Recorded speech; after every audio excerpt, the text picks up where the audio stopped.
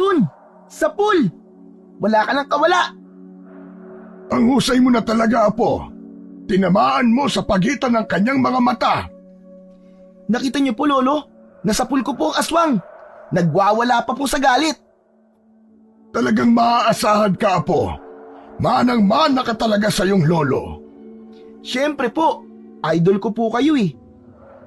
Sigurado ako, Apo, na magiging mahusay kang manunugis ng mga aswang balang araw. Sa isang malayong probinsya ng Katimugang Luzon, taong 1985, naninirahan sa isang baryo ang pamilya ni Lolo Ramon. Mahigit 10 taon na rin silang naninirahan sa lugar na yon na kung tawagin ay Baryo Makahoy. Tinawag na Makahoy ang naturang baryo dahil na rin sa matataas na puno na dito'y tumutubo. Maraming kwento tungkol sa baryong ito na naging kuta raw ng mga hukbalahap nung panahon ng Hapon. Sagana sa mga prutas at mga ligaw na hayop ang kagubatan sa Baryo Makahoy. Pagsasaka at pangangaso ang pangunahing ikinabubuhay ng mga naninirahan dito. Nang dumating ang pamilya ni Lolo Ramon sa baryo ay tahimik ito. Nakakagala ang mga tao kahit san man nila naisin. Tanging nag-iingat lang sila sa mga mababangis na hayop na maaaring manakit sa kanila. Subalit ang katahimikang yun ay unti-unting nabago. Napalitan yun ng takot at pangamba dahil isang araw ay napabalitang napasok ng mga masasamang loob o mga taong labas ang baryo. Sinasabing nagkuta sa kabundukan ng mga taong kalaban ng gobyerno. Kaya kumalat ang balita na pinamumugaran ng mga tulisan ang kabundukan. Dumalang ang mga tao na umaakyat ng bundok upang manghuli ng mga ligaw na hayop na maaaring gawing karne. Pinagbawalan na rin ng kapitan ang magtungo sa kabundukan ng mga taga-baryo upang walang mapahamak. Nangad ko lamang ay ang inyong kaligtasan, kaya pinagbabawalan ko kayo. Sa isang pagpupulong pangbarangay, ang mga residente ng Baryo Makahoy, ipinauunawa sa kanila ni Kapitan ang dahilan kung bakit mahigpit niyang ipinagbabawal ang magpunta na sa gubat. Kaya lamang may mga kababaryo pa rin silang hindi nakikinig. Matigas ang kanilang mga ulo. Ang sa akin ay paalala lamang. Pero kung hindi niyo ako pakikinggan at tutuloy pa rin kayo sa gubat upang manghuri ng ligaw na hayop, wala na akong magagawa. Kaya lamang wag na wag niyo akong sisisihin kapag may nangyaring masama sa inyo. Kasalukuyang nasa mainit na pagpupulong si Kapitan nang isang lalaki ang humahangos na lumapit sa Kapitan. Maputik at walang pangsapin sa paa. Nakasakbit sa bewang ang isang bulok. Nasa balikat naman ang isang busog at pana. Isa siyang mangangaso at galing sa gubat. Hindi agad makapagsalita ang lalaki nang lumapit sa Kapitan. Oh, bakit? Anong nangyari sa'yo? Anong balita ang dala mo? Isa ka sa matitigas ang ulo na hindi marunong makinig sa aking paalala. Sumigi ka pa rin sa pangangaso sa kabila ng aking pagbabawal. At ngayon narito ka na takot na takot. Ano ba nangyari? Sa pautal-utal na kwento ay sinabi ng mangangaso na patay na ang kanyang kasama dahil pinatay ito ng mga taong labas na nakainkwentro nila.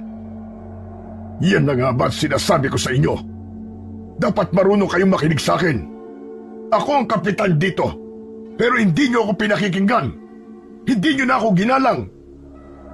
Humingi ng dispensa ang kausap ni Kapitan, subalit nagpatuloy ito sa kanyang pagkikwento.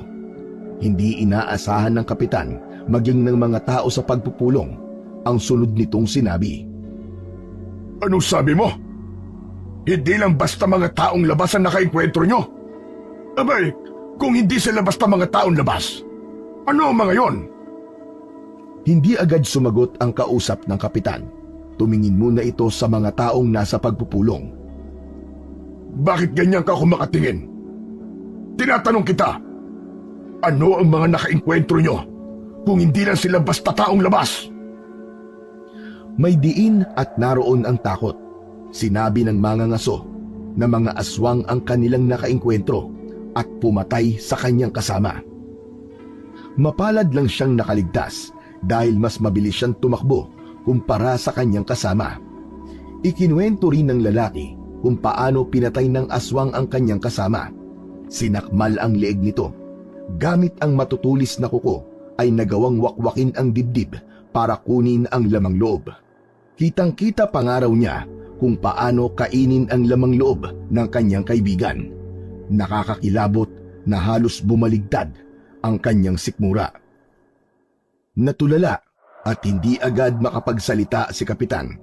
Maging ang mga taong naroon sa pulong ay hindi makapaniwala sa kanilang narinig. Sinidlan ng takot ang mga ito. May iba na tila nasira pa ang sikmura dahil hindi kinaya kung paano inilarawan ng mga ngaso ang ginawang pagpatay at pagkain ng mga aswang sa lamang loob ng nasabing biktima. Ang kwento tungkol sa taong labas ay napalitan ng higit na takot. Kung mga taong labas pa nga lamang ay kinatatakutan na ng mga taga-baryo Makahoy, paano pa kaya kung tungkol na sa aswang? Alam nila na hindi yun pangkaraniwan. Hindi madaling kaaway ang mga aswang. Mahirap din itong pagtaguan dahil sa iba't ibang kakayahan nito. Madali nilang mahahanap ang isang tao o kanilang biktima dahil sa kanilang pang-amoy at pakiramdam. Bagamat hindi nakarating sa pulong sa barangay sina Lolo Roman, ang balita naman ay agad na kumalat. Nagmistulang isang hangin na agad na nakarating sa mga residente. Kaya naman agad ding nagbabala ang mga magulang na huwag magpapagala-gala ang kanilang mga anak dahil maaaring makasalubong nila ang mga aswang. Totoo kaya ang kumakalat na balita, Itay? Pwedeng totoo. Pwede rin namang hindi.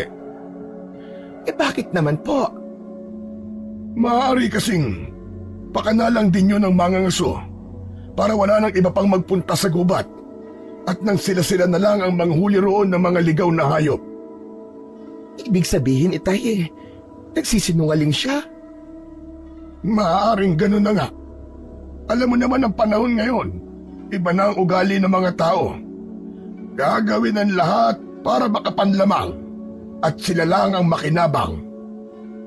Kung sa bagay, Itay, tama ka po dyan. May mga taong ang gusto lang nila ay sila lang ang makinabang. Mga swapang. Tama ka, Marta. Parang yung mga ibang politiko sa ating gobyerno, ganun na ganun ang pag-uugali. Talagang naisingit mo pa yun, Itay, ha? Totoo naman Hindi ba? Ang ibang politiko ay para na rin mga aswang. Nambibiktima.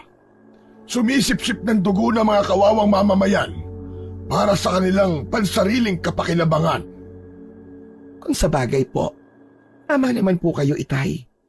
Yan naman talaga ang katotohanan. Siya nga po pala, Itay. Nasaan na po pala si Baste? Kanina ko pa po siya hindi nakikita. Baka nariyan lamang yon. Alam mo namang mas gusto ng anak mo na laging makipaglaro. Ang bihira. Hindi ba siya natatakot? Saan? Aba, Itay naman. Hindi ba't kalat na po ang tungkol sa aswang? Tapos kung saan-saan pa rin siya nagpupunta. Narinig ng batang si Baste ang sinabi ng kanyang ina. 12 anyos na si Baste. Maliksi na parang laging puno ng enerhiya ang kanyang katawan. Galing siya sa labas dahil nakipaglaro siya sa kanyang mga kaibigan. Dahil napagod at nagutom, kaya naisipan niyang umuwi. Hindi naman po ako natatakot sa aswang, Inay, eh. Ay nako, kang bata ka. Saan ka na naman nagpunta, ha? Saan ka galing? Nakipaglaro lang po ako ng tagu-taguan sa mga kaibigan ko. Tagu-taguan? Paano kung sa paglalaro nyo ng tagu-taguan aswang ang makita nyo? Inay naman, sabi ko nga po sa inyo, hindi po ako natatakot sa aswang. Aswang lang sila. Si Baste ako. At tapang at tao. Nako. At talagang nagyayabang ka pa, ha? Inay, yun po ang tinuro sa akin ni Lolo Roman. Hindi ako dapat matakot sa kahit na kanino. Kahit pa sa mga aswang. Narinig mo ba ang anak mo, Marta? Itay naman, kung ano-ano pong tinuturo niyo sa anak ko. Kaya ganyan siya magsalita eh. Kung ano-ano na lang ang sinasabi. Ayoko lang na maging duwag siya. Ang gusto ko ay maging matapang siya. Di ba tama lang na maging buo ang loob ni Baste? Opo, Itay. Nariyan na po tayo. Pero sana'y hindi dahil sa gusto niyong... Hindi na itinuloy ni Marta ang sasabihin. Napatingin siya sa kanyang ama. Itay, alam mo na ang ibig kong sabihin. Huwag mo na sanang isasali pa ang anak ko. Tama na ang isang mahal ko sa buhay ang nawala. Huwag nang maulit yon sa anak ko. Hindi na umimik pa si Lolo Roman. Saglit na nawalan ng kibo. Alam niya ang tinutukoy ng kanyang anak. Madalas yun din ang dahilan ng pagtatalo nilang mag-ama, lalo na't may kinalaman kay Baste. Ang balita tungkol sa mga aswang na naninirahan sa kagubatan ay lalo pang napagtibay na totoo dahil ng sumunod na araw ay isang nakakahindik na balita ang nakarating sa kapitan. Ano ka mo? Patay na si Apo Lucas! Yun ang sumalubong na balita sa kapitan ng araw na yon dahil may ilang tanod na agad yung ipinaalam sa kanya. Kilala sa baryo Makahoy si Apo Lucas dahil isa itong albularyo. Siya ang naging doktor sa baryo, lalo na't malayo ang kanilang lugar sa ospital. Hindi lang pagpapagaling ng iba't ibang sakit ang kayang gawin ni Apo Lucas. Nagpapaanak din siya. Kaya din niyang magpalayas ng masamang espiritu. Maraming kayang gawin si Apo Lucas, kaya malaking kawalan siya sa baryo. Pinatay pala ng halimaw si Apo Lucas. Nakakalungkot na balita. Ayon sa mga tanod na nagbalita, ay wakwak ang dibdib ng albularyo. Wala na itong lamang loob. Ubus din ang dugo sa katawan. Isa lang ang pinaniniwalaan nilang gagawa ng ganong karumal-dumal na pagpatay. Kagagawa nito ng aswang. Hindi makapapayag si kapitan na may mga tao pang mapapahamak kung hahayaan niyang masundan pa ang ganong pangyayari. Isa lang ang naiisip niyang paraan. Yun ay ang masugpo na ang paghahasik ng lagim na pinaniniwalaang kagagawan ng mga aswang. Kaya naman agad na sinadya ng kapitan ang bahay ni Lolo Roman. Magandang araw po sa inyo, Tata Roman. Abay, napasyal ka, Kapitan. Ano ba ang atin? Napakahalaga po na sadya ko sa inyo. Ramdam ko yung Kapitan. Dahil hindi ka magsasayang ng oras na pumunta dito sa bahay ko para lamang sa wala. Alam ko pong kayo lang ang bukod tanging makakatulong, Tata Roman. Mas maigi sigurong magpahanda na ako ng kape. Masarap mag-usap habang nagkakape. Tinawag ni Lolo Roman ang apo nitong si Baste, na kasalukuyang nakikipaglaro sa kanyang alagang aso na si Agimat. Bakit Pulo? Sabihin mo sa inay mo na ipagtimpla kami ni Kapitan ng kape dahil may pag-uusapan kami. May gatas po ba o wala? Wala! Okay po. Nakalimutan ko. Tinanong ko pa si Lolo kung magtitimpla ako ng kapeng walang gatas. Wala naman talaga kaming gatas. Hoy, naririnig kita! Umiral na naman ang kalokohan mong bata ka. Sige na, sabihin mo na sa inay mo. Pumasok na ng bahay si Baste para sabihin sa kanyang ina ang utos ng lolo. Ang laki na pala ni Baste. At napakabibong bata pa, bukod sa napakaliksipan niya. Tata Roman, marahil ay dilingid sa inyo ang tungkol sa nangyayari dito sa ating baryo ngayon. Oo, Kapitan. Nababalitaan ko ngayon. May mga namamatay at sinasabing kagagawan nga daw ng mga aswang. Noong una, sinasabing pinamumugaran ng tulisan ng kabundukan na siyang kinatatakutan ng mga taga rito. Pero ngayon, sinasabing pinamumugaran na ng aswang ang kabundukan. Hindi kaya ang mga tulisan ang siyaring mga aswang?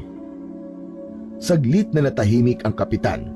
Alam niyang may punto ang sinabi ng matandang kausap. Tama ka, Tata Roman. Maaaring ganun nga.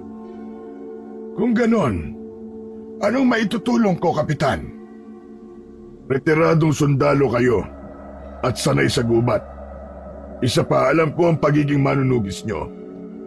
Naikwento nyo na yun sa akin dati dahil hindi lang mga taong labas ang nakakainkwentro nyo nung sundalo pa kayo at nadistino sa Mindanao, kundi maging mga aswang at iba pang kampo ng dilim ay nakakalaban nyo. Talaga po, Lolo Roman? Totoo po ba yung sinasabi ni Kapitan? Halos sabay na napalingon sa gawing likuran sina Kapitan at Lolo Roman. Nakabalik at nakalapit na pala sa kinauupuan nilang putol na kahoy ang batang si Baste. Kaya narinig niya ang mga sinabi ng Kapitan. Hindi nakapagsalita ang matanda sa kanyang apo, kundi napatingin na lang siya. Wow! Ang astig niyo po pala, Lolo Roman, ha? Ngayon ko lang po nalaman yun. Apo, gumagawa lang ng kwento si Kapitan. Hindi ba, Kapitan? Tata Roman, gusto niyo po ba akong gawing sinungaling sa harap ng apo niyo? Lolo, kayo ha? Hindi niyo pa kinikwento sa akin yun ha? Gustong-gusto ko pa namang makinig sa mga kwento niyo nung sundalo pa kayo. Yung pakikipaglaban niyo po sa mga masasamang tao. Kasi po, Lolo, pangarap ko rin po maging sundalo gaya niyo paglaki ko. Di po ba si tatay naging pulis naman? Apo, yun nga lang maaga siyang kinuha. Ipinagbubuntis ka pa lang ng inay mo, ay namatay na kagad siya. Aba, kung ganun pala nasa dugo niyo talaga ang pagiging opisyal, Tata Roman. Kaya po, magsusundalo rin po ako. O kaya pulis, paglaki ko po. Apo, bumalik ka na muna sa loob ng bahay. Sige na, doon ka na sa inay mo. Akin na yung kapeng dala mo. Ito po ang kape niyo, Lolo. Pero Lo, gusto ko pa pong marinig ang pag-uusapan niyo ni Kapitan eh. Apo, usapang pangmatanda ito. Di ba sabi sa'yo ng inay mo, hindi ka dapat sumasali sa usapan ng mga matatanda? Pero Lolo, sabi po kasi ng ibang taong nakakausap ko, para daw po ako matanda kung magsalita eh. Kaya pwede ko pong pakinggan ang pag-uusap nyo. Baste, hindi ka lang pala matanda kung mag-isip, kundi para ka ring abogado. Yung prutas po ba yon? Baste, hindi yun ang tinutukoy ko. Hindi abogado. Abogado, lawyer, yung tagapagtanggol. Attorney, hindi abogado. Kasi po katunog eh. Sige na po, mag-usap na po kayo ni Lolo at dito na lang po muna ako. Makikinig lang po ako sa inyo. Apo, sige na. Huwag na sanang mapilit. Hindi pa rin umalis sa pagkakaupo si Baste. Sumalampak na kasi siya sa isang malapad at putol na kahoy para makinig sa pag-uusap. Kaya lang, tinawag siya ng kanyang ina. Pinapasok siya sa loob ng bahay. Sige na, Baste. Tinatawag ka na ng inay mo. Ay, ano ba yan? Si inay talaga oh. Wala sa timing. Sige na, Baste. Baka may ipag-uutos sa'yo ang inay mo. Sige po, Kapitan. Lo, papasok na po ako sa bahay. Baka magalit pa po si inay. Kapitan, sabihin niyo na lang po sa akin kung ano po ang pinag-usapan niyo ni Lolo ah. Kasi po, hindi po magkikwento sa akin yan eh. Lumakad na ang bata papasok ng bahay. Natatawa na nailing na lang si Lolo Roman sa sinabi ng apo.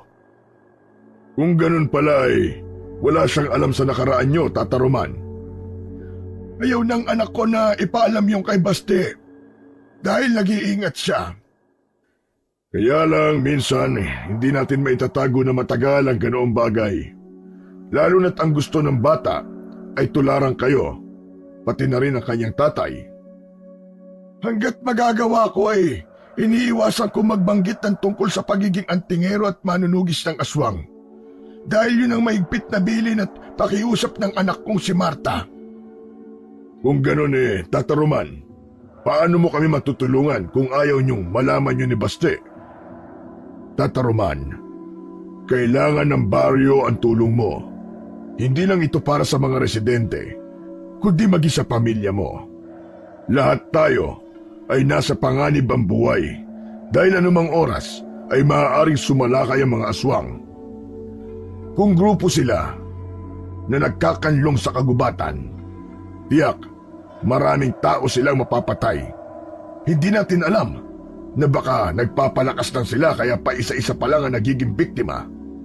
Baka sa ngayon ay nakikiramdam din sila at pag alam na nilang kaya na nilang sumalakay ng magkakasama, ay gulatin na lang tayo.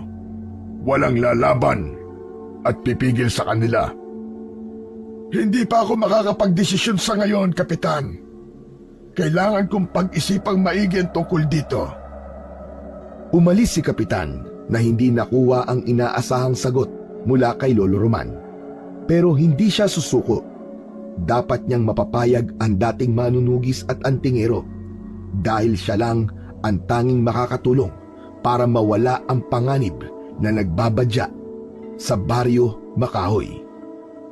Naghahanda na ng hapunan si Marta nang banggitin nito ang tungkol sa naging sadya ni Kapitan. Hindi man siya kaharap ng mag-usap sina Kapitan at tatay niya, malinaw sa isip niya ang naging pakay nito. Itay, may napag-usapan na tayo. Kaya alam kong di kayo papayag. Wala pa akong sinasabi kay Kapitan. Pero alam ko, Itay, di niya kayo titigilan. Ang inaalala ko lang, Marta, ay ang kaligtasan natin. Ibig niyong sabihin, Tama si Kapitan. Maging ang buhay natin ay malalagay sa panganib. ibig niyo bang sabihin, Itay, papayag kayo sa gustong mangyari ni Kapitan? Kung para sa kaligtasan natin, oo. Itay, namatay ang asawa ko nang dahil sa pagiging manunugis niya. Oo, isa siyang pulis. Pero hindi lang masasamang loob ang nakakalaban niya, kundi iba't ibang uri ng kampo ng kadiliman. Iba't ibang lahi ng aswang. May manananggal, may aswang na malakit, aswang na gabunan, tik-tik, manananggal at kung ano-ano pa. Dahil sa mga halimaw na yan, maaga akong nawalan ng asawa. Hindi na nga nakita pa ni Baste ang kanyang tatay dahil nasa sinapupunan ko pa lamang siya nang mawala ang asawa ko. Namatay siya dahil tinupad niya ang tungkulin niya bilang manunugis at isang alagad ng batas. Ang nakakalungkot nga lang sa kanyang huling enkwentro sa mga kampo ng dilim, napahamak siya. Maging ang bangkay niya ay hindi na nakita pa. Matindi ang galit ng mga aswang sa pagiging manunugis ng asawa mo. Kaya pati bangkay niya ay itinago nila at hindi na ipinakita sa atin. Kaya nga magpahanggang sa ngayon, Itay, napakasakit pa rin para sa akin. Kung di dahil sa pagkumbinsi niyo sa kanya na maging manunugis, baka buhay pa sana siya ngayon. Sinisisi mo na naman ba ako? Hindi naman sa sinisisi ko kayo, Itay. Di ko lang maiwasang isipin yon na ang pagiging manunugis niya ang dahilan ng maaga niyang pagkawala. Matagal na panahon nang nakalipas yun, Marta. Alam ko po, Itay. Pero ngayon nakikita ko kay Baste ang interes niya sa mga bagay na dating ginagawa ng kanyang tatay. Ayokong yun din ang landas sa tahakin niya na magiging dahilan para siya naman ang maagang mawala. Bakit ba ganyan ang iniisip mo? Hindi magkakapareho ang kapalaran ng isang tao. Nag-iingat lamang ako, Itay. Mahirap na. Marta, iba ang kapalaran ni Baste. Itay, walang pwedeng magsabi nun. Kaya nakikiusap po ko sa inyo. Huwag niyong hahayaan na magka-interes siya sa gawaing ikinakatakot ko. Malalim na ang gabi, ngunit gising pa rin si Lolo Roman dahil di pa rin maalis sa isip niya ang napag-usapan nila ng kapitan ng baryo at maging ang pakiusap sa kanya ng anak niyang si Marta. Tutol ang anak na balikan ni Lolo Roman ang maging isang manunugis at makaimpluwensya yon kay Baste. Hindi pa dinadalaw ng antok ang matanda. Tatayo sana siya para manubig dahil sa tawag ng kalikasan nang marinig niya na nagsalita ang apo. Yan, sige! Tama sa yan! Wala kang kawala! Dapat sa'yo alisan ang mga kuko! Nako, si Bastillo na! Alam niyang natutulog ang apo, kaya sinilip niya ito sa higaan. Naroon ito at natutulog, subalit nagsasalita. Nananaginip lang pala ang apo ko.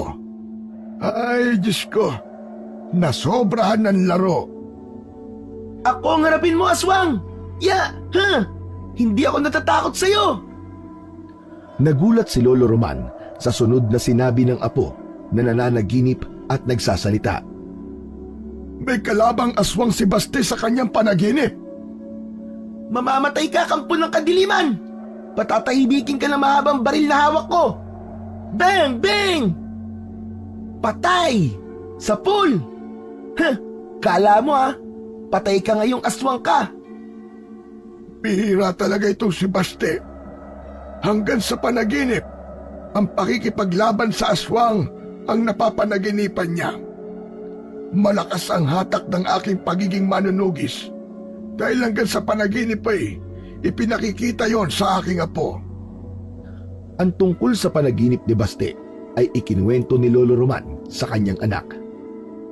Tinimulan niyo po kasi itay Kaya ngayon, hanggang sa panaginip bit-bit ni Bastion. Napakinggan niya kasi kay Kapitan. Yun na nga po itay. Hindi po kasi kayo nag-iingat. Pero kung yun ang kapalaran ng apo ko, abay wala tayo magagawa, Marta. Kahit na ano pa po ang sabihin niyo, ayoko pa rin.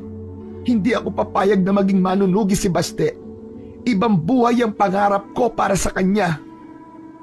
Lumipas ang mga araw, wala pa ring nabubuong desisyon si Lolo Roman. Alam niyang sa susunod na araw ay babalikan siya ng kapitan at aalamin ang kanyang desisyon. Wala noon ang mag-inang Marta at Baste. Nag-deliver si Marta ng puto at sinukmani na ipinaluto sa kanya. Sa kabilang baryo pa ang pupuntahan nila. Mag-aalas 6 na ng hapon ay nasa daan pa rin ang mag-ina mula sa pagdideliver ng kakanin. Dadaan sila sa taniman ng saging papauwi. Nang dumaan sila sa lugar na yon, nang patungo pa lang sila sa pagdideliver, walang mga puno ng saging ang nakaharang sa kanilang dinadaanan. Subalit nang pauwi na sila, nagtataka si Marta kung bakit may mga katawan ng saging na nakahambalang sa dinaraanan nila. Sandali lang. Bakit may mga katawan ng saging na nakaharang dito? Oo nga po, inay, no? Kanina wala pa naman po mga yan, Nagtataka si Marta at kasabay ng kanyang pagtataka ay nagtaasan ang kanyang mga balahibo. May kakaiba siyang pakiramdam na hindi niya maintindihan. Teka, bakit po, inay? Okay lang po ba kayo? Oo, Baste. Okay lang ako. Bakit po panay ang haplos niyo sa braso niyo? Tumatayo kasi ang balahibo ko, anak. Natatakot po ba kayo, inay? Saan po kayo natatakot? Mga puno lang naman po ng saging ang mga ito. Tinadyakan pa ni Baste ang isang puno ng saging na nakaharang sa kanilang daraanan. Pagkatadyak ng bata, may narinig na igik na wari bang nasaktan.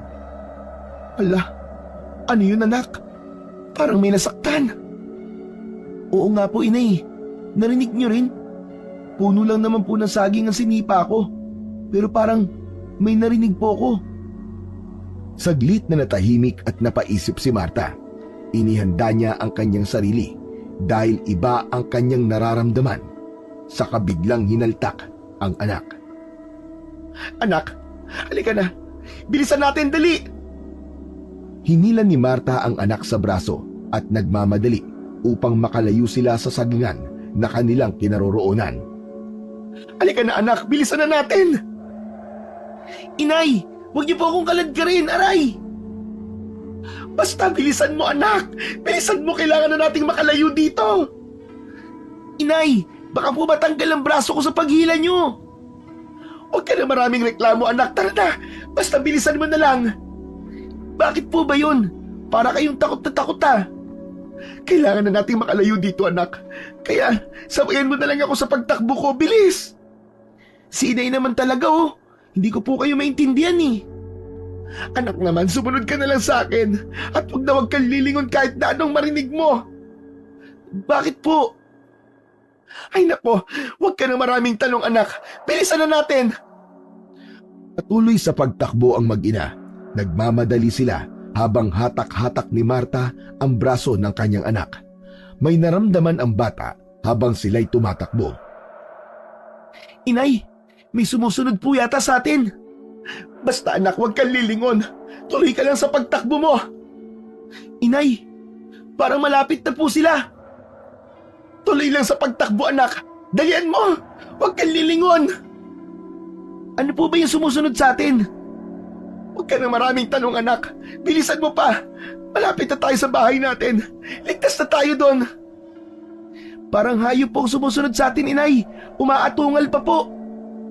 Anak, huwag kang lilingon. Bilisan mo lang ang pagtakbo. Subalit dahil sa labis na pagmamadali, ay nasalabid ang paa ni Baste sa isang nakalitaw na sanga ng puno. Aray! Ang paa ko! Bumagsak si Baste, hawak ang nasaktang kaliwang paa. Tumayo ka na riyan, Baste! Dalian mo! Bago pa nakatayo si Baste, ay napalingon siya, kaya kitang-kita niya ang 3 aswang na nakasunod sa kanila. Tumakbo ang mga ito at nasa anyo ng baboy ramo. Sila ang mga puno ng saging na nakaharang sa dinadaanan nila kanina. Sila ang uri ng aswang na may kakayahang magpalit ng anyo mula sa pagiging tao ay nagagawang maging hayop o isang kakaibang bagay. Paraan ito ng aswang upang makapanglinlang. Inay, sinusundan po tayo ng halimaw. Mga aswang, sila mga puno ng saging kanina. Naging hayop sila. Inay, ano pong gagawin natin? Hinahabol po tayo. Aabutan na po nila tayo. Umaapoy po ang kanilang mga mata. Tumutulo po ang mga laway. Tisilain nila tayo, anak. Inay, ano pong gagawin natin? Malapit na po sila sa atin, Inay. Naalala ni Marta, may sakbit nga pala siyang gulok sa bewang. Lagi niyang daladala yon kapag umaalis siya ng bahay at matatagalan siya bago bumalik. Ito ang proteksyon nila laban sa mga kampon ng kadiliman. Kung bahala sa kanila, anak. Hindi sila sasantoy ng dala kong gulok. Matalas ito. Kakahasa ko pa lang. Ano po? Lalabanan niyo po sila? Oo, anak. Dahil hindi nila tayo titigilan. Sabik sila sa dugo at laman ng tao. Lalo na ng bata. Lokong aswang nena. Kursunada pa pala ako. Tumabi ka, Baste. Ako ang haharap sa kanila. Huminto sa pagtakbo ang 3 aswang nang ganap na makalapit kina Marta. Umaatungal ang mga aswang. Inihanda ni Marta ang kanyang armas. Ang gulok na bagong hasa na pinunasan ang talim ng langis na binabaran ng bawang. Sige, hayop ka. Lumapit ka rito. Lumapit kayo sa akin. Ako ang harapin nyo. Nakatitig kay Marta ang mga aswang. Hindi agad makalapit, kundi umaatungal lamang. Inay, mag-iingat po kayo. Sabay-sabay na nakatitig ang 3 aswang kay Baste. Natatakam na sila sa dugo at laman ng inosenteng bata. Hindi nyo mapapakialaman ang anak ko, mga hayop kayo. Dadaan muna kayo sa ibabaw ng aking bangkay. Ang papangit yung mga aswang kayo. Umalis kayo rito. Lagot kayo sa nanay ko. Hindi natatakot ang mga aswang sa armas na dala ni Marta dahil higit na nangingibabaw sa kanila ang masarap na putahe na maaari nilang matikman. Kaya naman agad na sumalakay kay Baste ang isa sa mga aswang. Subalit bago pa tuluyang makalapit ito, ay iwinasiwas ni Marta ang hawak niyang gulok. Tinamaan ang katawan ng aswang na nasa anyo ng baboy ramo. umatungal ito ng masugatan. Nag-alinlangan ito at biglang napaurong. Sa pag-urong ng isa ay pumalit naman ang ikalawa at agad ding sumalakay. Buong tapang na muling iwinasiwas ni Marta ang hawak niyang gulok. Naputol ang isang tenga ng baboy ramo at tinamaan din ang leeg nito. Tumulo ang masaganang dugo ng aswang. Umatungal din ito habang tumutulo ang malagkit na laway. At dahil napunasan ng langis na binabara ng bawang ang gamit na gulok ni Marta, kaya matindi ang naging epekto ng sugat na nilikha nito. Umuusok at tila nagnaknak ang sugat ng dalawang aswang. Dahil hindi nagtagumpay ang dalawang kampon ng kadiliman, kaya sumugod ang ikatlo. Hindi pa rin nagpaawat si Marta. Sinalubong niya ang ikatlong aswang. Dahil siya ang sinalakay nito, ay buong lakas na itinusok ni Marta ang hawak na gulok sa tiyan ng baboy ramo. Bumaon ng malalim ang gulok. Malaki ang nilikhang sugat. Lumuwa ang lamang loob ng aswang na nasa anyong baboy ramo ng mga sandaling yon. Umaatungal sa sakit. Hindi alam kung ano ang gagawin. Astig! Ang galing niyo po, inay! Natalo niyo po ang mga aswang! Wakwak po ang tiyan! Walang nagawa ang mga kampon ng kadiliman. Hindi makatayo. Tila kumukulo at umuusok ang sugat sa katawan. Tara na anak, lumayo na tayo rito at baka may dumating pang mga kalahi nila. Ang galing niyo po talaga, inay. Paano niyo po nagawa yun? Halika na, huwag ka na marami pang tanong. Ang mahalaga ay ligtas na tayo. Nagmamadali nang umalis ang mag-ina upang umuwi na. Samantala, ang mga sugatang aswang na iniwan ay unti-unting umusok ang katawan hanggang sa tila natunaw ito at naging itim na usok at ganap na naglaho. Sa pag-uwi sa bahay ay agad na ibinida ni Baste sa kanyang lolo Ramon ang nangyari sa kanilang mag-ina. May kasama pang aksyon na nagkikwento ang bata kung paano pinatay at nilabanan ng kanyang ina ang mga aswang. Grabe, lo! Kung nakita niyo lang po, ang galing po talaga ni nanay. Para po siyang action star. Ang tapang niya po. Alam ko yun. Talagang matapang ang inay mo, apo. Mahal na po talaga sa inyo, lolo. Abay, syempre. Oo naman. Kanino pa nga ba magmamana yun kundi akin lamang? Lo, gusto ko rin pong matuto gaya ni inay. Para po may pagtanggol ko rin po ang sarili ko kapag may mga aswang po ako nakaharap. Nasa kusina si Marta habang nagkwekwentuhan ang maglolo, kaya narinig niya ang sinabi ng anak niya. Dahil sa pangyayaring yon ay muling kinausap ni Lolo Roman ang anak niyang si Marta. Kaya nangyari ang ganon, Marta, na may nakainkwentro kayo na aswang ay upang makapagdesisyon ka ng tama. Pero itay, Kailangan na ng anak mo ang matuto at maging biyasa. itay, takot pa rin po ako. Mas nakakatakot kung wala siyang alam, Marta. Kapag mahina siya at di niya kayang ipagtanggol ang kanyang sarili, lalong mapapahamak si Baste. Hindi kumibo si Marta sa sinabi ng kanyang ama dahil tama siya na kailangan ni Baste na matuto ng pakikipaglaban. Hindi sa lahat ng pagkakataon ay nakabantay tayo sa kanya para ipagtanggol siya, Marta. Kaya wag mo nang pigilan ang gusto ng anak mo. Para din ito sa kaligtasan niya. Dahil hindi rin natin alam kung hanggang kailan niya tayo makakasama. Alam ni Marta na may punto ang kanyang itay. Kahit mabigat sa loob niya, ay payag na siyang matuto si Baste ng pakikipaglaban sa mga aswang. Nang sumunod na pagbisita ni Kapitan sa bahay nila Lolo Roman, ay may nabuo ng desisyon ang matanda. Pumapayag na siyang maging pinuno ng mga manunugis. May salamat, Lolo Roman. Malaking tulong sa Baryo Makahoy ang pagpayag ninyo. Mahirap din sa loob ko na makitang may mga namamatay at napapahamak dahil sa pambibiktima ng mga aswang gayong meron naman akong magagawa. Bukas na bukas po, Tata Roman, ay papaalam ko sa mga kababaryo natin kung sino sa kanila ang nais na matuto at magsanay sa pagharap sa mga kampon ng kadiliman. Sabihan mo agad ako kapag nakabuo na kayo ng grupo. Maaasahan niyo po, Tata Roman. Tiyakin niyo lang na buo ang loob ng mga taong yon. Opo, Tata Roman. Dahil kapag nagsimula na ang pagsasanay, ay mahirap kung saka sila uurong.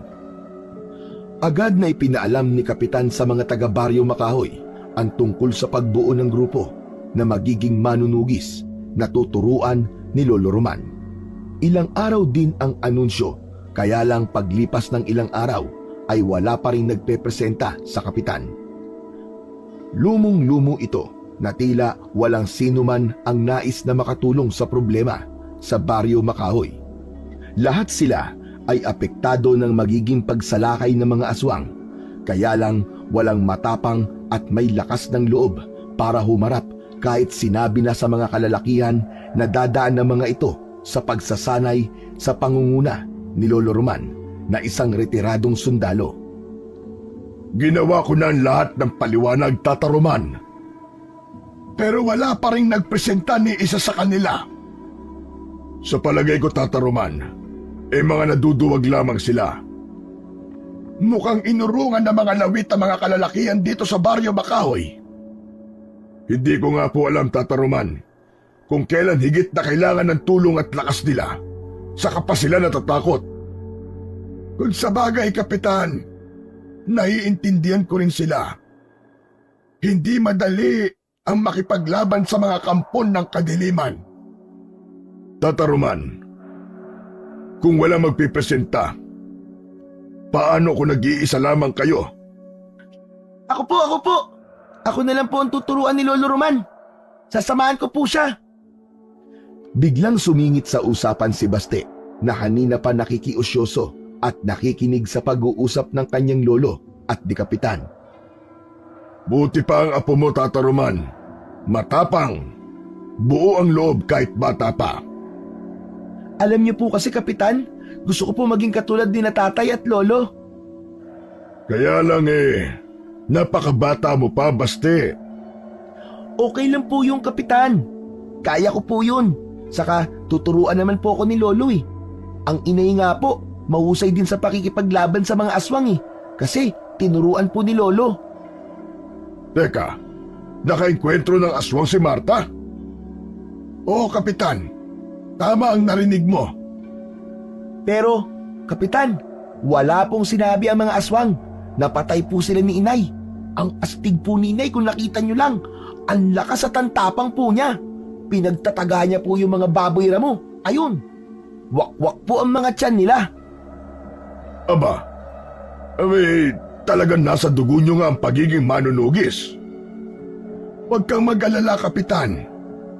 Sige na, ako nang bahala. Kung walang mga taga-baryo ang gustong maging manunugis, kami na ng apo ko ang bahala roon. Seryoso ba kayo, Tata Roman? Oo, Kapitan. Hindi ako pwedeng magbiro sa mga ganitong klaseng pagkakataon. Inabukasan, maaga pa'y kinuha ni Lolo Roman ang isang sako sa silong ng kanilang bahay. Kasama niya ang apong si Baste. Binuksan ang sako at tumambad ang mga armas na matagal nang itinago ng matanda. Ano po yan, Lo? Mga armas na magagamit natin laban sa mga aswang. Uy! Astig! Meron po pala kayo niyan, Lo, ah! Oo, Apo. At matagal na itong nakatago. Pero ngayon, magagamit na uli. Lo, pag-aaralan ko po ang paggamit ng mga yan. Oo, Apo. Ituturo ko sa iyo ang lahat. Yes! Ang astig nun! Ikaw ang makakasama ko para harapin ang mga aswang. Ayos! Yun po ang gusto ko, Lolo. Isa-isang inilabas ng maglolo ang mga armas sa loob ng sako. Kailangang ikondisyon ang mga ito at linisin. Nagtulong na ang maglolo para matapos yung kagad upang masimulan na rin ang gagawin nilang pagsasanay. Walang oras na sinayang si Lolo Roman Agad na inumpisahan ang pag-iensayo nila ni Baste. Subalit pagkatapos ng unang araw ng pagsasanay, hindi yun naibigan ni Marta. Itay naman, wala tayong naging usapan na magiging kasama mo siya. Ang sabi niyo ituturuan mo lang siya para sa proteksyon niya. Hindi para makasama niyo nahaharap sa mga aswang. Kaya ng anak mo, Marta. Matapang at buo ang kanyang loob. Pero itay, ang bata pa niya.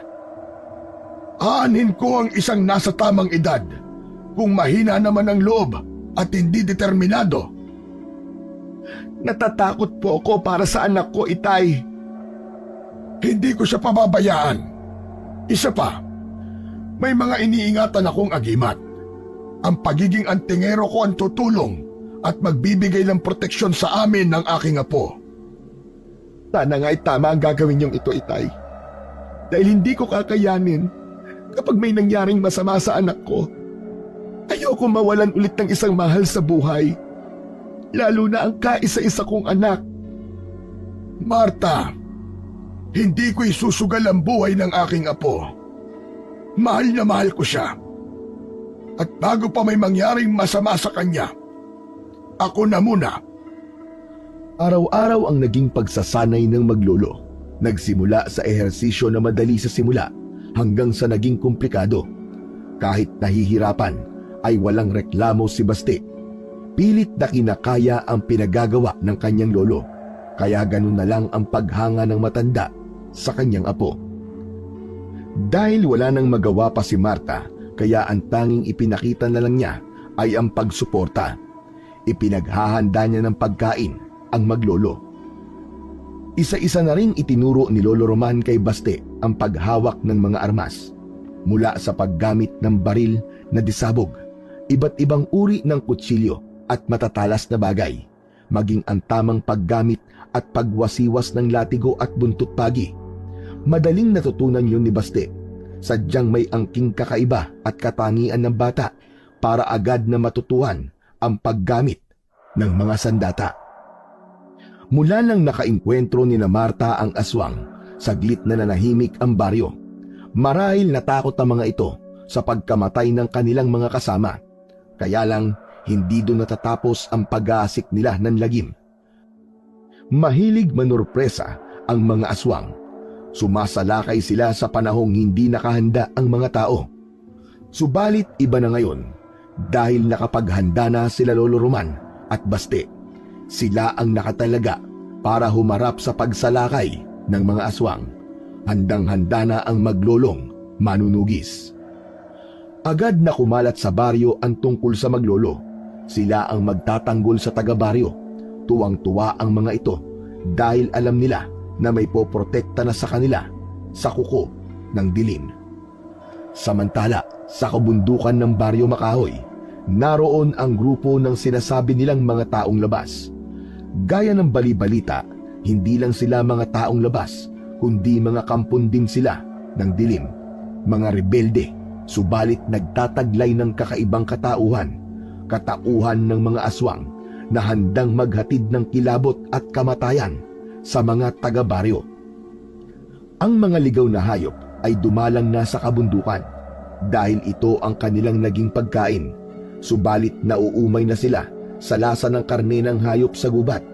Iba kasi ang lasa ng sariwang dugo at laman ng tao. Isang espesyal na putahe yun para sa mga aswang. Nauuhaw na rin sila sa sariwang dugo ng tao. Hindi nila kakayanin ang gutom at uhaw na yon dahil iba ang lakas na dinudulot sa aswang ng sariwang lamang loob ng tao at mas malinamnam din ito. Nagtipon-tipon ang mga nilalang na yon sa kabundukan. Naghahanda sila sa isang pagsalakay. Dapat nang maibsan ang gutom at uhaw na kanilang nararamdaman. Hindi na sila makapaghintay pa, kaya nag-aabang na lang sila sa pagkagat ng dilim upang gawin ang kanilang pagsalakay. Sa ibaba ng kabundukan, sa Baryo Makahoy, ay kausap ni Lolo Roman ang kapitan. Sigurado po kayo, Tata Roman? Oo, Kapitan. dahil hindi maaari magkamali ang pakiramdam ng isang katulad kong antingero. Kung ganun pala anumang oras ay sasalakay na mga aswang? Oo, Kapitan, tama ka. Yun ang ibinabadya ng simoy ng hangin na galing sa kabundukan. Kakaiba ang amoy na dala ng hangin. Gutom ang mga aswang. Sabik sila sa laman at dugo ng tao. Mabuti pala tapos na kayo sa inyong pagsasanay ng iyong apo. Madaling matuto si Baste, Kapitan. Siguro dahil nasa dugo niya ang pagiging isang manunugis. Nakatulad niyo po, Tata Roman, na isang manunugis. Hanga po talaga ako sa tapang ng apo niyo. Sa halip na matakot sa maaari niyang harapin, abay, parang nasisiyahan pa siya at nasasabik. Nakatangian ng isang manunugis, Kapitan. Ang kagustuang lipulin ang mga kampo ng dilim sa halip na matakot. Pagkatapos makipag-usap ni Lolo Roman kay Kapitan, ay umuwi na ito para sa paghahanda nila ng kanyang apo. Dahil dumating na ang sandali para sa kanilang misyon, para ipakita na rin sa mga tao kung ano ang kakayahan ng maglolong manunugis. Alam na rin ni Marta na anumang sandali ay mapapasabak na sa isang laban ang kanyang anak. At dahil inihanda na rin niya ang kanyang sarili sa magiging gampanin ng anak, kahit naroon ang kaba, ay suporta ang ipinakita niya kay Baste. Anak, isipin mo lagi ang mga itinuro sa iyo ng lolo mo. Siyempre naman po, Inay. Lahat po ng itinuro sa akin ni Lolo, lalo na po ang paggamit ng iba't ibang sandata na gagamitin sa paglaban sa mga aswang. Tinandaan ko po lahat yun. Mag-iingat ka, anak, ha? At huwag kang lalayo sa lolo mo. Opo, Inay. Nag-uusap ang mag-ina nang lumapit si Lolo Roman dala ang isang tsaleko para sa kanyang apo. Samantalang suot naman niya ang isang uri ng jacket na yari sa balat ng hayop. May taglay na pangontra ang jacket laban sa mga aswang. Apo, isuot mo ang tsaleko na ito. Gawa ito sa balat ng hayop na ibinabad sa katas ng bawang. Matagal na itong nakatago at ngayon lang uli magagamit. Hindi ka basta lalapitan ng aswang kapag naaamoy niya ang bawang. Masakit sa kanilang ilong ang amoy ng bawang. Hindi nila kayang matagalan. Uy, ang astig po pala ng tsalekong to, Lolo. Lo, yung jacket po na suot nyo, ang gara din po, Lolo. Bagay na bagay po sa inyo. Napa ito sa aking mga ninuno at darating ang araw na ikaw na ang magsusuot nito. Uy, uy, uy! Ayos! Halika, hawakan mo ito. Isang tirador na ang bala ay isang uri ng bato na kapag tumama sa katawan ng aswang ay mag-aapoy siya at sasabog. Alam mo kung paano yan gamitin? Siyempre naman, Lo. Tirador lang to eh. Pero Lo, ang gara nito Gustong gusto ko na po itong gamitin. Nababagay ang tirador sa isang bata. Dalhin mo na rin itong latigo. Magagamit mo rin ito. Lilikha ng sugat at matinding sakit ang hatid nito kapag lumapat sa katawan ng aswang. Ang sa akin naman ay ang baril na disabog at itong buntot ng pagi. Grabe, Lo. Para po tayong sasabak sa gera. Gera laban sa mga aswang. Time na po. Kailangan magbantay na tayo dahil anumang sandali ay maaari na silang sumalakay. Itay, Baste, mag-iingat po kayo. Si Basti po, kayo na po ang bahala sa kanya. Huwag niyo pong pababayaan ang aking anak, Itay. Inay, yakang-yaka ko po ang mga aswang na yun. Chicken feet lang sila sa akin. Saka, di po ako takot sa kanila, no? Huwag kang mag-alala, anak. Walang masamang mangyayari sa aking apo. Tuluyan ng kinain ng dilim ang baryo Makahoy. Lumaganap na ang katahimikan.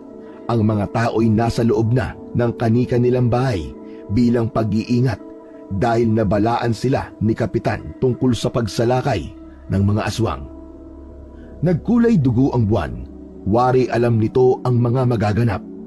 Nakahanda na ang maglolong manunugis sa lugar na posibleng maging daan ng mga aswang mula sa kabundukan patungong kabahayan sa Baryo Makahoy. Ang tahimik na gabi ay napalitan ng kakaibang uri ng ingay. Ingay na may bahid ng kilabot. Pumapagaspas na ang pakpak ng lagim. Patungo na sa baryo ang grupo ng dalawang uri ng aswang. Merong lumilipad at meron namang nasa anyong nakakatakot na hayop gubat. Sila ang aswang na malakat at aswang asbo. Ang aswang malakat ay may nakakatakot na muka, matatalim na ngipin at nakakalipad. Samantalang ang aswang asbo ay nakakapagpalit ng kanyang anyo sa pagiging iba't ibang hayop. Narinig ng maglolo ang kakaibang ingay na yon. Parating na at papasok na sa Baryo Makahoy ang mga aswang mula sa kabundukan. Ayan na sila, Apo. Humanda ka na. Kanina pa po ako handa, Lolo Roman. Magtalikuran tayo, Apo. Opo, Lolo. Uubusin po natin ang mga aswang na yan. Lumakas ang ingay. Papalapit ng papalapit sa kanila ang lumilipad at tumatakbong mga aswang. Kitang-kita na maglolo ang grupo ng mga ito. Merong sa itaas at meron din naman sa ibaba. Nagniningas sa kadiliman ang mga mata nito. Iniumang na ng maglolo ang mga armas na hawak. Unang pinaputok ni Lolo Roman ang hawak na baril de sabog. Tinamaan ang isang aswang na lumilipad at pumagsak ito sa lupa. Sapul! Kala mo ha? At isa ka pa! Muling pinaputukan ang mga aswang. Sapul ang isa, subalit nabuwag ang paglipad ng grupo. Nagkanya-kanya sila ng lipad upang umiwas at lituhin si Lolo Roman. Samantalang si Basti naman ay kanina pa inaasinta ng kanyang tirador ang aswang na nasa anyong hayop.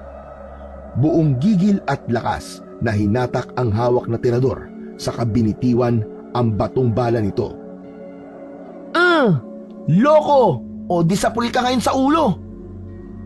Tinamaan sa ulo ang aswang na sumugod papalapit sa kanya. Kala mo wala kang kawala sa tirador ko, aswang! Kala mo di nagkikisay ka ngayon tapos tumihaya ka pang aswang ka. Dahil sa tama ng tirador ko sa'yo. Ano? Umusok ang kanyang katawan, Sumambulat na siya. Wala na.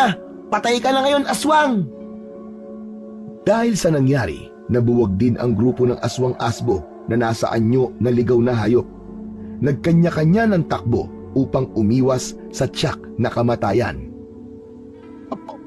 Nabubulabog na sila! Lalong nakakalito kung sino ang uunahin natin, Lolo Roman. Iba-iba ang kanilang direksyon. Kung sino ang lalapit sa atin, siyang uunahin. Halika, sumunod ka sa akin, Apo. Patungo na sila sa mga kabahayan. Susundan natin sila. Opo, Lolo. Nasa likod niyo lang po ako. Nauna nang tumakbo si Lolo Roman dahil alam niyang nakasunod lang sa kanya ang kanyang apo. Mabilis ang bawat kilos ng matanda. Hindi mababakas sa kanya ang pagiging mahina sa kabila ng kanyang edad. Tuloy sa pagtakbo si Lolo Roman upang barilin ang lumilipad na aswang. Saglit na huminto upang tingnan ang apo na alam niya ay nasa kanyang likuran. Apo, dito tayo! Bilis! Subalit walang sagot na narinig si Lolo Roman. Lumingon siya para hanapin ang kanyang apo na si Basti. Wala ang kanyang apo sa kanyang likuran. Walang Basti na nakasunod sa kanya. Nawawala ang kanyang apo. Kaliwat kanan na lumingon ang matanda. Wala talaga ang bata. Agad na kinabahan si Lolo Roman. Hindi pwedeng may mangyaring masama sa kanyang apo. Lolo! Lolo Roman! Napapitlag ang matanda nang marinig ang boses ng kanyang apo. Mula sa itaas ang boses nito. Napatingala si Lolo Roman. Ganun na lang ang kanyang pagkasindak. Ang apo ko! Tangay ng lumilipad na aswang! Hindi! Lolo Roman! Tinangay ako ng aswang! Tulungan niyo ako! Nagtaka si Lolo Roman kung bakit natangay ito ng aswang na lumilipad. gayong suot ng apo ang ibinigay niyang tsaleko. Takot ang aswang sa amoy ng bawang. Naalala niya na matagal na nga pala itong nakatago. Maraming taon na rin itong hindi nagagamit, kaya ang katas at amoy ng bawang na nasa tsaleko marahil ay wala ng bisa dahil sa tagal ng pagkakatago. Nakalimutan niyang magkatas ng bawang at ilagay sa tsaleko bago ipasuot sa kanyang apo. Inilipad papalayo ng aswang si Baste. Hindi maaaring pabayaan ni Lolo Roman ang apo. Patakbo niyang sinundan habang tangay ng aswang. Humaharang naman sa dinaraanan niya ang ibang aswang na nasa anyong hayop. Kaya bawat makasalubong niya ay agad niyang pinapaputukan. Bumubulagta ang bawat tamaan nun, sadyang napakahusay bumaril ni Lolo Roman. Samantala, habang tangay si Baste ng aswang na lumilipad, pilit naman niyang inaalis ang pagkakahawak nito sa kanya. Nagpupumiglas ang bata. Hindi niya alam kung saan siya dadalhin. Posibleng gawin siyang pagkain ng kampon ng kadiliman. Hindi ako papayag na gawin mo akong hapunan, hayop ka! Kailangan akong makawala sa'yo! Bitiwan mo ako! Tuloy lang sa pagkampay ang lumilipad na aswang habang tangay si Baste. Subalit nasa ganoong mang kalagayan ay mababa ka sa bata ang katapangan. Hindi ito kakikitaan ng takot. Buong buo ang kanyang loob. Alam ko na! Ang latigo na binigay sa akin ni Lolo na nakasabit sa bewang ko, magagamit ko yun! Humanda ka ngayon sa aking pangiki ka! Matutulungan ako ng latigo ko! Habang inililipad ng aswang si Baste, ay pilit naman niyang hinahagilap sa kanyang bewang ang latigo. Yun ang makakatulong sa kanya. Sa wakas, ay nahagilap din ni Baste ang latigo. Humanda ka! Nahawakan ko na ang latigo ko! Ngayon naman, gagawin ko ang itinuro sa akin ni Lolo Roman kung paano to gamitin! Habang nasa itaas at inililipad siya ng aswang, ay iwinasiwas niya ang latigo. Inikot niya ng ilang ulit sa hangin. Kumuha ng buwelo kung paano ito isasabid sa leeg ng lumilipad na aswang. Hanggang sa magawa niya ngang isilo ang latigo sa leeg ng aswang na tumangay sa kanya. Hinila niya ito at humigpit ang pagkakasilo sa aswang. Nasakal ang aswang na naging dahilan upang lumabas ang mahabang dila nun. Hindi binitiwan ni Baste ang latigo. Pagkos, lalo pa niyang hinigpitan ito. Sakal na ang aswang, kaya wala na ring direksyon ang paglipad dito. O ano ka ngayong aswang na paniki ka, ha? Wala ka lang kawala ngayon. Hindi ka na ngayon makakahinga. Maigpit ang pagkakasakal sa iyo nitong latigong hawak ko na nakapalupot sa leeg mo. Mamamatay ka ng aswang ka. Dahil sa nanghihina na ang aswang, ay dahan-dahan na itong bumaba sa lupa. Nang nasa ibaba na ang aswang, nagmamadaling lumayo rito si Baste. Inalis niya ang latigo na nakaikot sa leeg ng kampon ng kadiliman. Hawak-hawak pa rin ng aswang ang kanyang leeg. Hirap sa paghinga.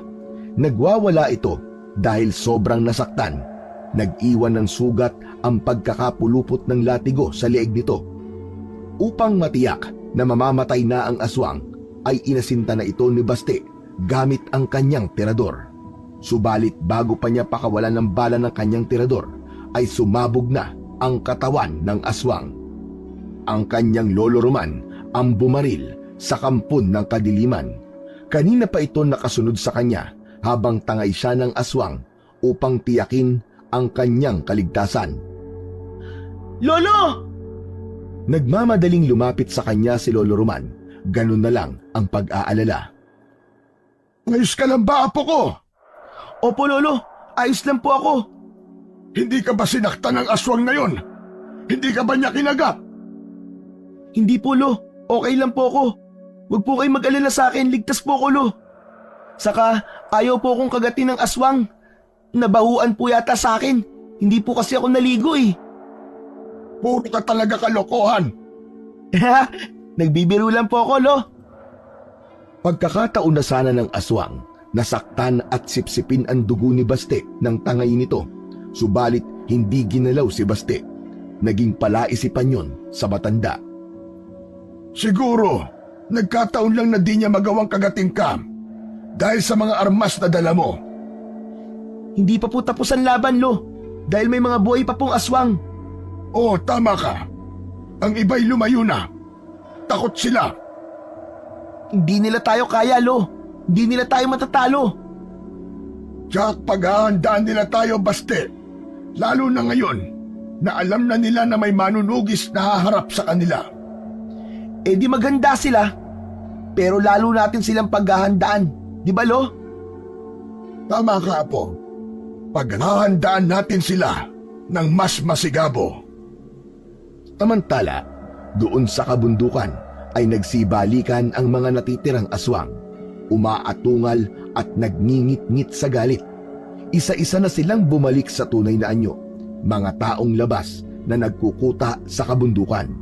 Sila ang pangkat ng aswang na galing pa sa malayong lugar sa Kabisayaan, humahanap ng pagkukutaan upang magparami. Kaya lang ay maling lugar ang kanilang napuntahan. Sa lugar na sa halip na dumami ay lalo pa silang nalalagasan. Tinipon ng pinakapinuno ng aswang ang kanyang mga kasama. Alam nilang nagkamali sila sa ginawang pagsalakay dahil nakapaghanda ang Baryo Makahoy. Hindi biro ang mga nalagas sa kanila. Malaking kabawasan yon para sa kanilang pagpaparami ng kanilang lahi. Maipapasa sana nila ang pagiging aswang sa kanilang magiging biktima. Kaya lang bigo sila dahil may mga namatay silang kasamahan. Dahil yon sa maglolong manunugis.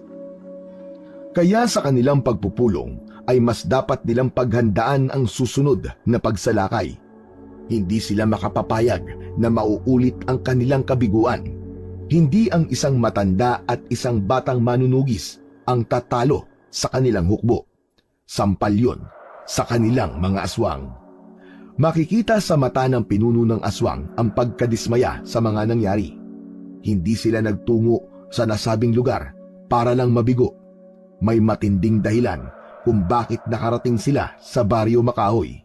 Hindi para maggasik ng lagim, kundi may misyon na dapat gawin. Hindi papayag ang pinuno ng aswang na mabigo sila. Hindi sila magpapahadlang sa maglolong manunugis. Pagkatapos ng ginawang pagpupulong ay nagkanya-kanya na ng lakad ang mga rebelde. Bumalik sila sa anyo ng pagiging aswang. May mahigpit na ipinag-utos ang kanilang pinuno. Hindi sila papayag na muli biguin pa ito. Magbubukang liwayway na, napagod ang maglolo sa naging engkwentro sa mga aswang. Tila naging napakahaba para sa kanilang dalawa ng gabing yon. Naglalakad sina Lolo Roman at Baste papauwi sa kanilang bahay. Anong masasabi mo sa naging karanasan mo bilang batang manunugis, Apo? Grabe, Lo. Ang saya-saya po talaga. Yan talaga ang sasabihin mo. Opo, Lo. Samantalang muntik ka na mapahamak, hindi ba?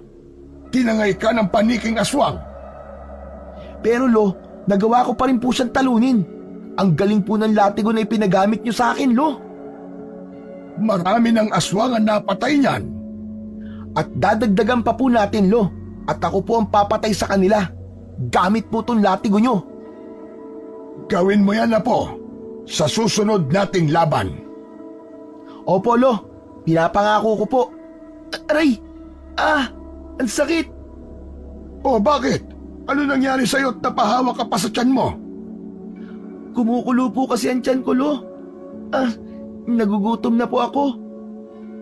Ako rin. Pero tiyak na may inihandang pagkain ng inay mo. Tiyak po yun, Lo. Ay, ito na pala. Nandito na po tayo sa harap ng bahay natin. Patakbong pumasok ng bahay si Baste upang magkwento sa kanyang ina. Nay! Nay! Andito na po kami ni Lolo Roman. Walang sumagot. Iginala ni Baste ang paningin sa kabuuan ng bahay. Hindi pa rin niya nakita ang kanyang ina. Tumakbo papunta sa silid, pero wala roon ang kanyang ina na si Marta. Wala pa rin dito sa kwarto niya si Inay. Patakbong lumabas ng kwarto si Baste. Lo, wala po rito sa bahay si Inay. Imposibleng umalis siya. Hindi siya aalis hanggat wala tayo. Lolo, Tingnan niyo po ang kusina. Nagkalat ang mga gamit. Hindi maganda ito, Apo. Bakit po, Lolo? Iba rin ang naamoy ng matandang lalaki. Masangsang sa ilong ang kakaibang amoy na naiwan sa loob ng bahay. Hindi ito maaari. Hindi siya pwedeng makuha. Lo, bakit po? Nasaan po ba si inay? Sino pong kumuha sa kanya? Tinangay siya ng aswang, Apo. Nagpunta sila rito. Lolo, hindi pwede yun. Hanapin po natin si inay. Baka kung ano pong gawin sa kanya ng mga aswang. Tayo na po, Lo. Hanapin natin si inay. Doon sa kagubatan, sabi nila, doon po nagkukuta ang mga aswang. Baka doon po nila dinala si inay. Bagamat tsak ni Lolo Roman na aswang ang tumangay sa kanyang anak na si Marta, subalit palaisipan dito kung bakit tinangay lang sa halip na patayin at kainin ang laman. Ibig sabihin, may ibang pakay ang aswang sa kanyang anak. Posibleng gawing alay ito kapag magsasagawa ng seremonyas. O kaya naman, napapailing na lang si Lolo Roman. Ayaw niyang isipin kung ano pa ang gagawin ng mga aswang kay Marta. Lo, hanapin po natin si inay. Tayo na po, Lolo Roman. Oo, Apo. Hahanapin natin ang inay mo. Hindi ako papayag na may mangyaring masama sa kanya. Salbahay talaga ang mga aswang na yun. Kapag nakita ko sila, papatayin ko silang lahat. Nakakapagod ang magdamag na lumipas, subalit ang pagod na naramdaman ng maglolo ay tila nawala. Bagkus, nagkaroon sila ng bagong lakas. Dahil kailangan nila yon para sa paghahanap kay Marta, tinungo na maglolo ang kagubatan. Doon namumugad ang mga aswang, kaya hahanapin nila roon si Marta. Subalit bago nagtungo sa gitna ng kagubatan ang maglolo, ay tiniyak ni Lolo Roman na dala niya ang kanyang agimat. Hindi biro ang lugar na pupuntahan nila. Mas malakas, mas mapanganib ang mga aswang sa kanilang teritoryo o sa puok na kanilang pinamumugaran. Nakarating ang maglolo sa pusod ng gubat. Huminto sandali ang dalawa. Isang maliit na bote ang inilabas ni Lolo Roman. Kinuha ang kamay ng apo at itinihaya. Binuksan ang maliit na bote na may lamang langis. Nilagyan ng langis ang palad ni Baste. Para saan po itong langis, Lolo? Ipahid mo yan sa buong katawan mo upang hindi tayo maamoy ng aswang. Hindi maaamoy ng aswang na may ibang tao dito sa gubat. Opo, Lo. Ipapahid ko po itong langis sa katawan ko. Sa lugar na kung saan dinala ng mga aswang ang tinangay nilang si Marta, ay nakatali ang kamay nito at paa. Walang malay na nasa isang tila altar na may nakapalibot na mga iba't ibang uri ng bulaklak. May dalawang aswang na nasa anyong kambing ang nagbabantay sa walang malay na si Marta.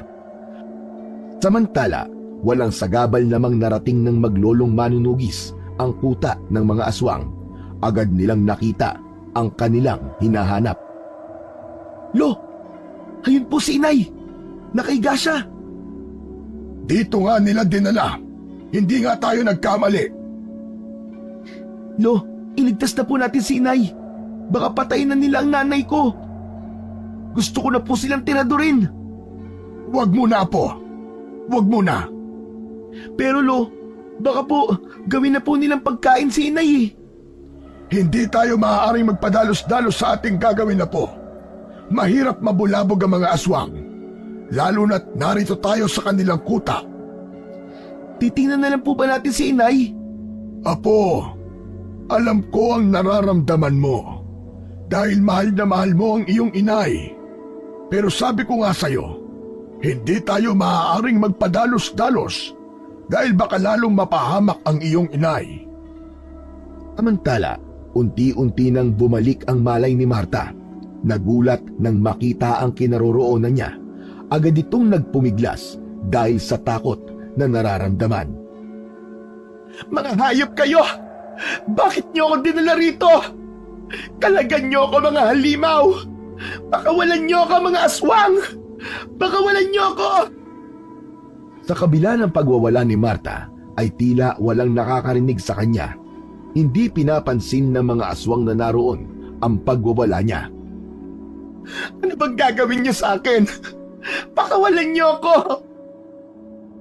Isang aswang na tila kanilang pinuno ang lumabas at nakakakilabot ang anyo nito. Hulubot ang balat sa muka na pinaghalong anyo ng baboy ramo at aso. Matutulis ang mga pangil at mahaba ang mga kuko. Ang buhok ay mahaba na parang nalalagas. Matalim at mapula ang mga mata. Siya ang pinuno ng mga kampon ng dilim. Gising ka na pala. Paumanhin kung pilit kitang ipinakuha sa aking mga alagad. Ayop ka! Ikaw pala na pangit ka, may pakanan nito! Bakit mo ako ipinadukot, aswang ka?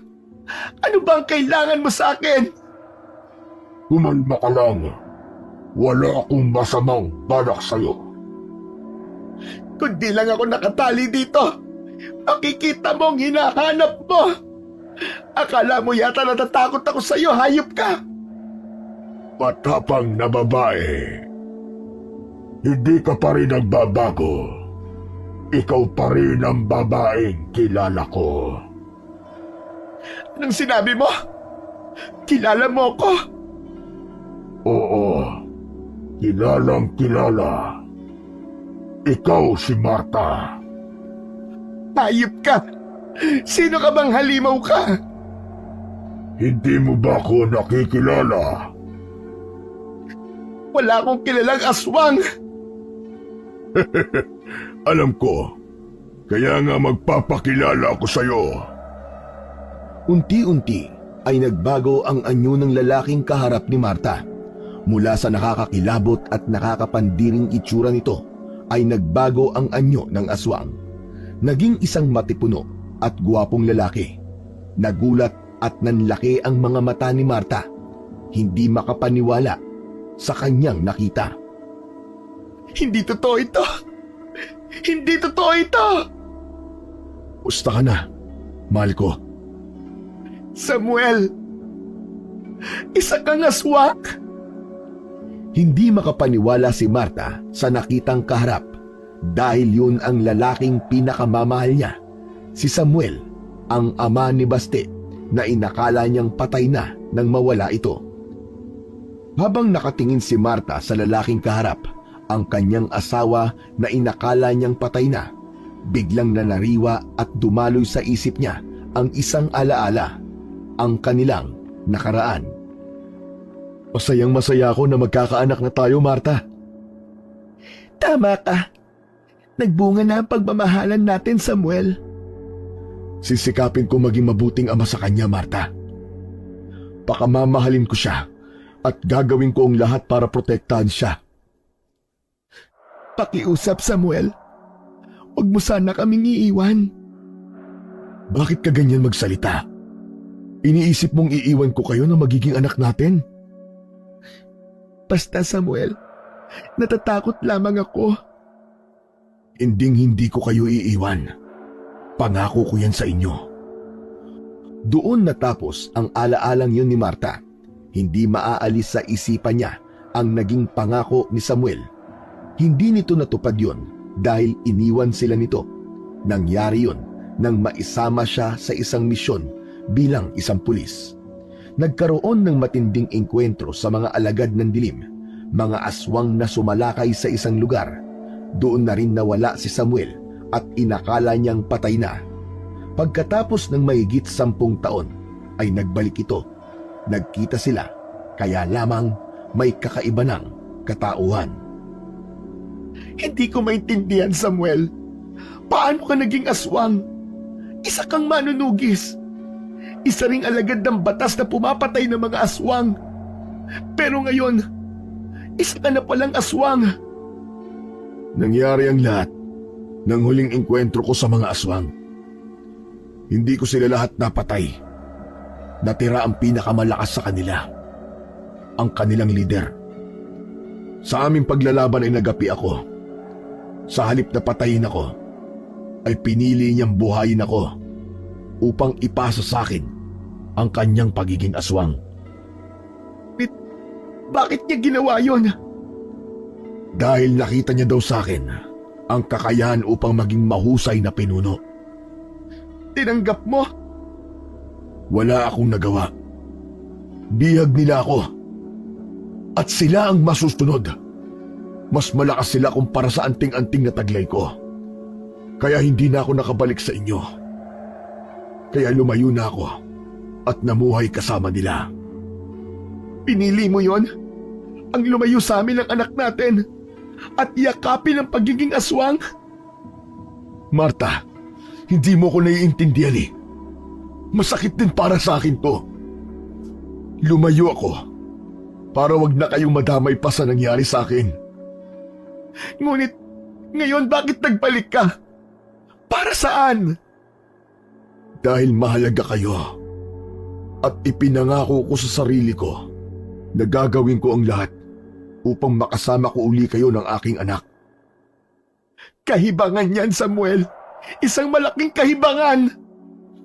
Totoo ang sinasabi ko, Marta. Matagal ko na natanggap na wala ka na. At kung nagbalik ka pero ibang nilalang ka na, hindi ko na kayang tanggapin ka, Samuel. Mahal ko kayo ng anak natin. Kaya ka ba nagbalik? Oo. At upang kunin kayong dalawa. Kayo ng aking anak. Dahil ang nais ko'y makasama kayo. Maging buo ang ating pamilya muli. Imposible yon. Hindi na tayo maaaring maging buo. Dahil isa ka ng kampo ng kadiliman, Samuel. Kaya nga magsasama-sama tayong tatlo sa kadiliman. Kung saan ako naroon. Baliw ka na, Samuel. Baliw ka na. Dito tayo nababagay. Dito tayo nababagay, Marta. Gagawin mo rin kaming aswang ng anak mo, ganun ba? Oo. Yun lamang ang tanging paraan upang mabuo ang ating pamilya. Ang maging katulad ko kayo ng ating anak. Hangal ka, Samuel. Hangal ka. Dito sa dilim, ang ating bagong mundo. Hindi. Hindi maaari ang gusto mo. Hindi ako makapapayag. Teka, Marta. Ang akala ko ba ay mahal mo ko? Oo, mahal kita, Samuel. Pero hindi ako papayag na maging aswang na tulad mo at idamay mo ang anak natin. Wala ka nang magagawa pa, Marta. Dahil nandito ka na sa aming kuta. Dito, ang mangyayari ay ang nais ko. Ayoko, Samuel. Hindi ako magiging aswang. Ako ang masusunod, Marta. Ayokong maging aswang. Magiging masaya tayo uli, Marta. Magiging masaya tayo. Huwag ka lalapit sa akin. Sabi ko naman sa'yo, diba? Ako ang masusunod. Dinakman ni Samuel ang braso ni Marta. Saka hinawakan nito ang ulo ng asawa. Walang nagawa ang babae dahil nakagapos ang kanyang mga kamay at paa. Bitiwan mo ang ulo ko, Samuel! Ano ba? Bitiwan mo ako! Ngayon, ibuka mo ang iyong bibig. Ayoko! Ayoko! Kailangan maipasa ko sa iyo ang likidong itim at maging katulad na rin kita. At sa susunod, ang anak naman natin. Baliw ka na! Hindi mangyayari ang gusto mo! Demonyo ka! Buksan mo ang bibig mo, Marta. Buksan mo! Ayoko! Huwag nang matigas ang ulo, Marta. Huwag mo na akong pahirapan. Dahil sa pagpupumiglas ni Marta, ay mahigpit na hinawakan ni Samuel ang ulo ni Marta upang mailapat ang kanyang bibig sa bibig ng babae. Yun ang paraan upang maisalin ang itim na likido mula sa kanyang bibig.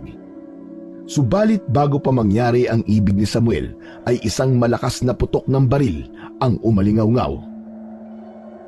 Sumabog ang ulo ni Samuel, sumambulat ang utak na may mabaho at kakaibang kulay.